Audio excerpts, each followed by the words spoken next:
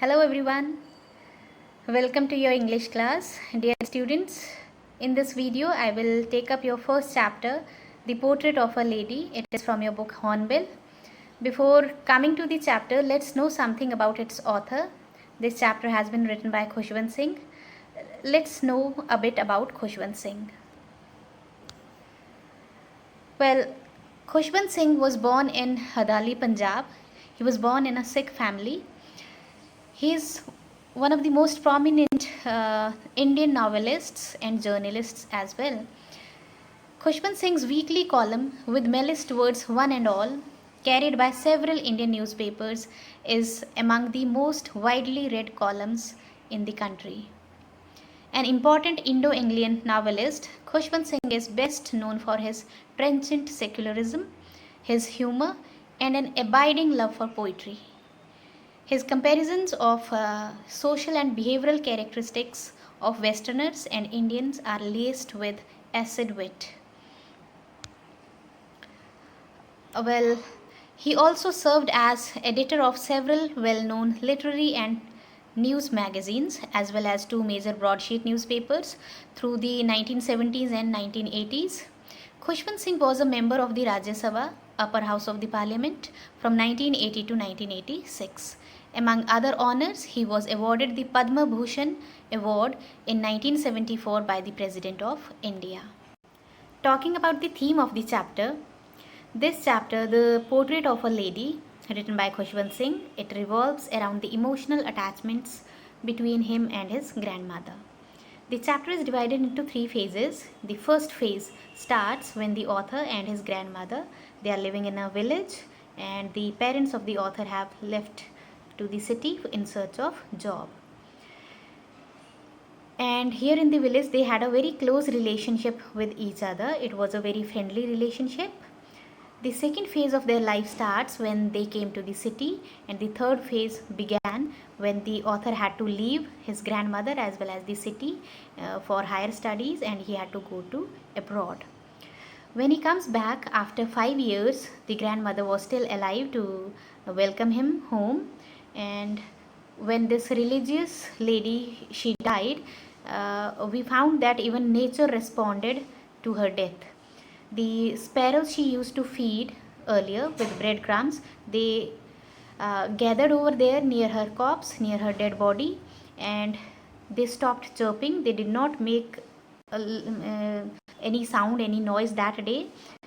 They just sat over there, and when breadcrumbs were given to them by the author's mother, they did not even pay attention to the breadcrumbs. They flew away very silently. So here the author wants to bring home the point that even birds, animals, and any other living being, they also do possess emotions just like human beings. Now the characteristics of the grandmother. She is a religious lady. She looks beautiful, and she must have been pretty and beautiful when she was young. She has a very friendly and kind nature, and if we describe her physically, she had a wrinkled face, she was short and fat, and she had a stoop on her back. That's why she used to look a little bit bent. She had that bent physique. These character traits can be well elaborated with the help of examples from the story. There are numerous examples to support all these character traits. When you go through the chapter, you will get examples in the book. Let's discuss the summary of the chapter now. Well, talking about the first phase of their life when they were in the village, let's see how did they spend their life in village. So grandmother, she used to take care of him. She used to take him to school. Both the writer and his grandmother, they were very good friends. His parents had left him with his grandmother at the village, and they were in the city. Every day the grandmother used to wake him up to get him ready for the school. She was always reciting or uttering the prayers in a monotonous sing-song manner when she used to bathe him. The writer liked her voice very much, but he never bothered to just learn the prayers. She wanted him to learn the prayers. This is why she used to sing them aloud, but he hardly bothered to learn the prayers. The author's grandmother, used to go with him to the school, and the school was attached to a temple in the village. She would also accompany him. She would sit there in the temple reading the scriptures, and the children would read the alphabets and listen to the priest's religious prayers. This was the first phase of her life. When the second phase started, that brought about a big change in their relationship. That was called a turning point. Let's see what was that turning point. When writer's parents were when they were settled in the city, they sent for them. They were also called to the city. That was a turning point in their friendship. Both the writer and his grandmother started spending days separately. Author hardly could get time to spend with his grandmother now, and the writer became separated. He got separated from the close relation that he used to have with his grandmother. The narrator went to an English school in a motor bus. Now she no more used to accompany him to the school the way she used to do in the village. There were no dogs in the streets now. In the village, she used to feed these street dogs with stale chapatis, but in the city, these street dogs were found missing. The grandmother took to feeding the sparrows now. Years rolled by. The grandmother and her grandson saw less of each other. She hated the English and science subjects. She hated this modern education being imparted to children in the city. She felt that there was no teaching about God and the scriptures at this new school. When she came to know about the music lessons being given to the children in the school, she really felt very sad and sorrowful, because she thought that music was meant for only harlots, not for gentle people, gentle folks, right? So she hated music, and she was utterly aggrieved to know this thing, that her grandson was learning music in the school.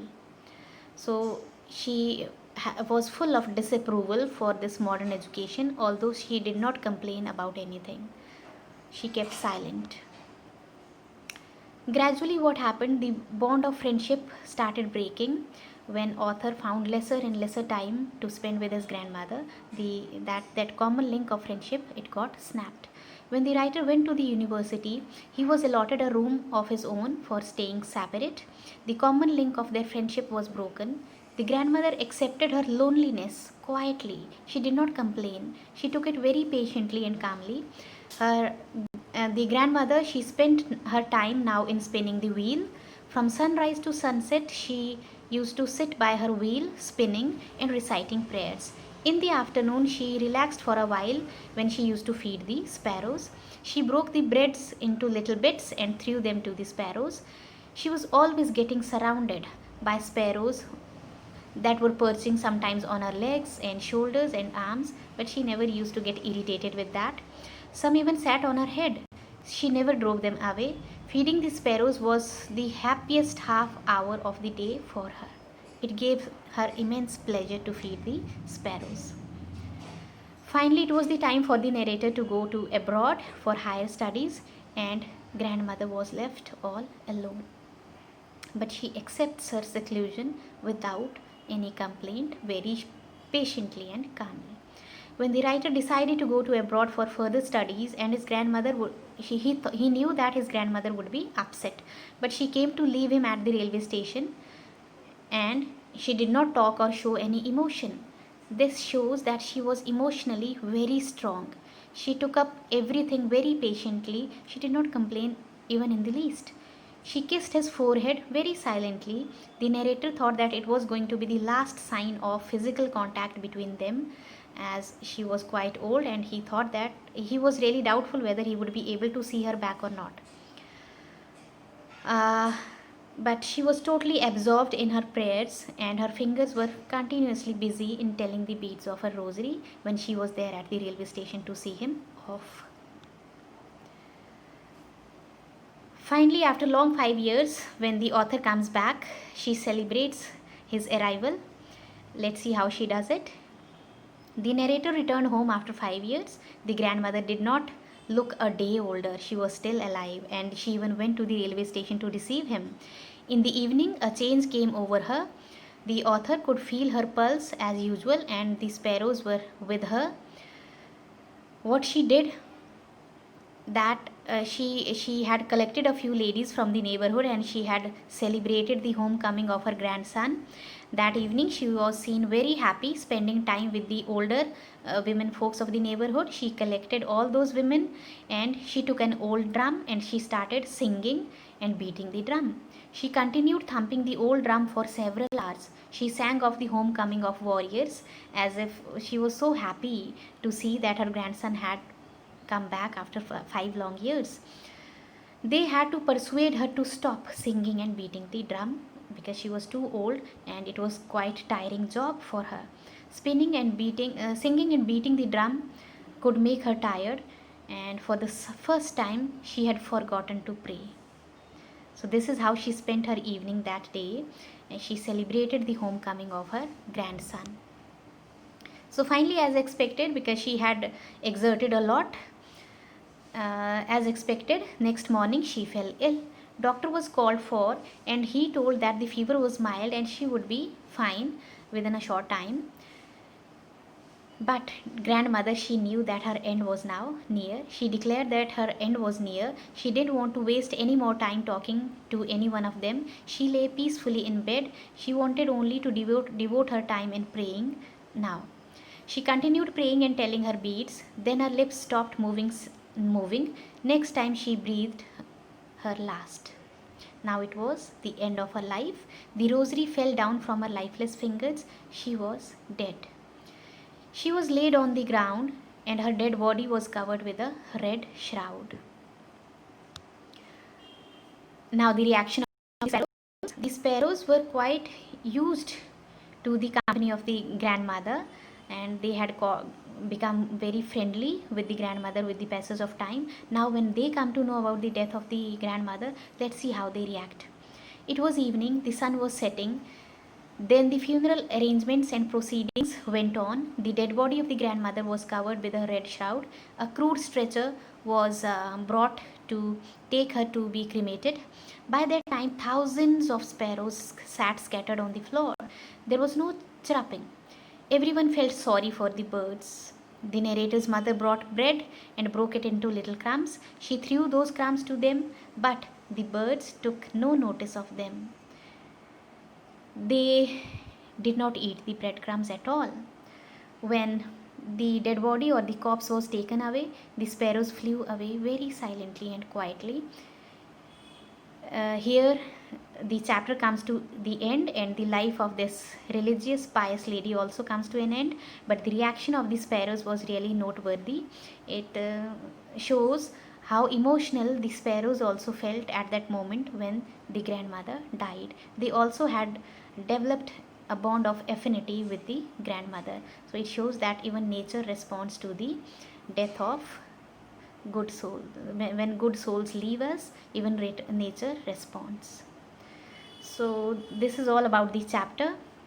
I hope the main points have been understood by you, and the crux that comes out of the chapter is that we have to devote time and we have to spend time with the elders in the family. We have to love our grandparents. Since this has become a burning issue nowadays in the modern world, our relationships are crumbling down very fast, and the old people, the elderly people, are being ignored. So this is something to be pondered over. We need to reflect upon this. This is all about the chapter. Thank you.